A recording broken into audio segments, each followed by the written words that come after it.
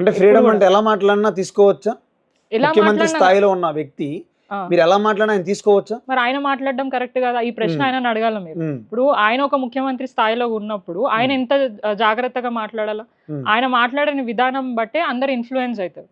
ఆయన ఎట్లయితే మాట్లాడతారో, ఇప్పుడు ఒక స్కూల్ ప్రోగ్రామ్కి వెళ్ళినప్పుడు పిల్లలు ఎట్లా చదువుకోవాలా, ఫ్యూచర్ ఎట్లా ఉండాలనేది చెప్పాలి. కానీ అక్కడ ఆయన ఏం మాట్లాడతాడు? కేసీఆర్ గారి ఫామ్ హౌస్ గురించి ఏదో మాట్లాడడం, ఆయన అక్కడే ఇక సస్తాడు, ఆయన సావు అక్కడే, అంటే ఇష్టం ఆయన నోటికి ఎంత అసలు సోయి ఉండి మాట్లాడుతున్నాడు, సోయి లేకుండా మాట్లాడితే లైట్ నైట్ పూట ఏమైనా వేసి పొద్దున అది దిగాక మాట్లాడుతున్నాడు అర్థం అవ్వట్లేదు.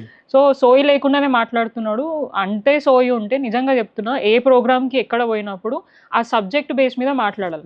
మీరు చూసుకొని ముఖ్యమంత్రి గారు ఎప్పుడైనా ఎవరైనా ముఖ్యమంత్రిని తిట్టే పరిస్థితి ఉండేనా? గతంలో కేసీఆర్ గారు పోయినప్పుడు ఆ సభకి తగ్గట్టు అక్కడ ఉన్న ప్రజలకి తగ్గట్టు స్పీచ్ ఇస్తాడు తప్ప ఎక్కడ కూడా ఒకరిని విమర్శించి పర్సనల్గా పోయి అబ్యూజ్ చేయడం అట్లా ఎప్పుడు చేయలేదు. కానీ ఇక్కడున్న ముఖ్యమంత్రి కానీ వాళ్ళ దగ్గర ఉన్న మంత్రులే కానివ్వండి, ఎక్కడ పోతారు అక్కడ కొండా సురేఖ గారు పర్సనల్ లైఫ్ గురించి ఎందుకు మాట్లాడాలి? ఆమె ఒక మంత్రి కదా, ఒక ఎండోమెంట్ మినిస్టర్ కదా, వారు ఒక ఫ్యామిలీ గురించి మాట్లాడడం ఏంటి?